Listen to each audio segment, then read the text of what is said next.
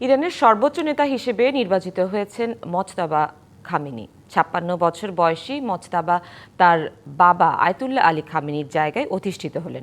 রবিবার নির্বাচনকারী বিশেষজ্ঞদের ভোটে তিনি নির্বাচিত হলেন। ইরানের শীর্ষ নেতৃত্ব, ইরানের বিপ্লবী গার্ড বাহিনী আইআরজিসি এবং দেশটির সশস্ত্র বাহিনী মোজতাবাকে সমর্থনের অঙ্গীকার করেছে।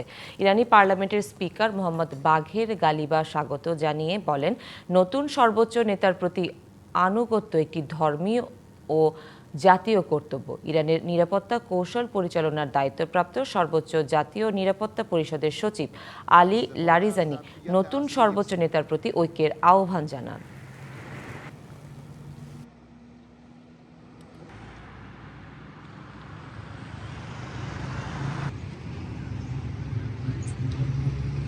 নগদ নিয়ে এলো হার না মানা হার অফার।